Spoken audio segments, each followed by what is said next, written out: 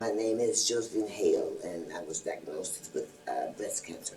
First, the doctor told me he wouldn't have to remove the whole breast. He just said they do a lumpectomy. Yeah. Anyway, and so while I was down, he realized that he was going to have to remove the whole thing, but he knew better than to do it while I was asleep. So he did wake me up to tell me, well, Miss Hale, we're going to have the whole thing. Because I told him if you'd have took that while I was asleep, well, you'd have had to leave here. My name's Joanne Stoppenhagen, and I was diagnosed August 28th. It'll be 3 years. I had gone into Barbara's New Beginnings for undergarments and prosthetic and whatnot, and I looked over and I saw the most beautiful bust I'd ever seen, and it was through this organization that had done it, and I cried when I saw it.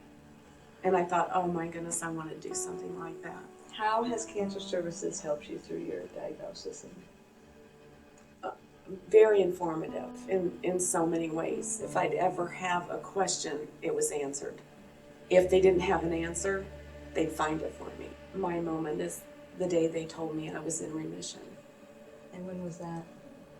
That's the date I can't tell you. Okay. I can tell you the date I was diagnosed.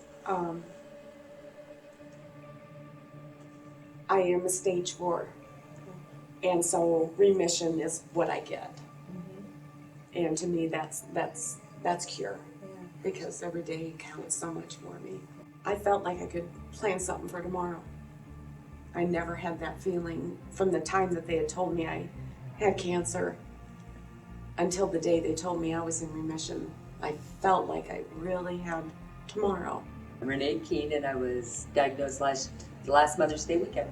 It'll be a year ago on Mother's Day weekend. Why did you want to get involved in Bust a Move, this event? I'm doing it in honor of my friend Peg, because we started our journey through this cancer thing together, and hers metastasized into her lungs, and she just passed away at the end of January, so I'm doing it to honor her. Cheryl Hickey. I was diagnosed with breast cancer 2009 when I was told I had breast cancer. That's probably the moment, right? Yeah. My mother died of breast cancer. Just wasn't able to know what I needed, and some people came forward and said, "Here, let me help you." And I couldn't have done that for myself, and and some people didn't know how to help, and some did, and the ones that did, it just made all that much more difference. And I think even the little things, no matter how small, are so big because they're not there with that person sometimes, those little things, to help get them through, and it's the little things. I remember the one time they called me and said that, for Christmas they had, me and my family, we had been I don't know what the right word is. Yeah, Christmas family, for them. And I was just like, it brought normalcy again, we have 4 teenagers, and it wasn't going to be a normal Christmas for us, with all the bills and everything like that. And that was another need that I had too. And I really, I didn't want to ask anybody for anything like that. But for my kids' sake, I did not say no. It was wonderful, everything that we got, and it brought smiles in our home. Kate Hankey, March 16th, 2010. How has Cancer Services helped you through your diagnosis?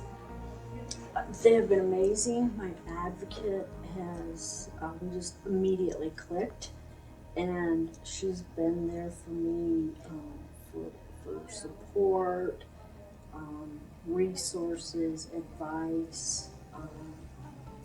When I've come in and I've just maybe really had a really, really bad day, she always just kind of knows the right thing to say to snap me out of it. And the support groups that I go to are great because nobody can understand what it's like better than someone else that has cancer. And like I say, sometimes I've left the groups feeling kind of sad because either I've shared something sad or one of the other members has shared something sad, and that's really hard. But I'm glad to be a part of it, and I'm glad as I get stronger that I can be more of a support for them. And I also like, because this has been very hard on my husband, and he's been able to talk to Denise as well. Like most guys, he doesn't share his feelings easily, and this has really been devastating to him. But he's really been able to sit down in Denise's office, the three of us, and he's been able to talk. So that's been huge. My name's Christina Alderdice, and I was diagnosed in July of 2006. I was 33, 33, and they said cancer, and I'm like, no way. And cancer to me was a death sentence. But, so I was referred to cancer services through other people that had used their services, and what great things they'd done for them. Because when you're diagnosed with cancer, especially if you get a stage 4 diagnosis, you realize that life is short and you don't want to have any regrets. And so there's not anything I'm not willing to try now.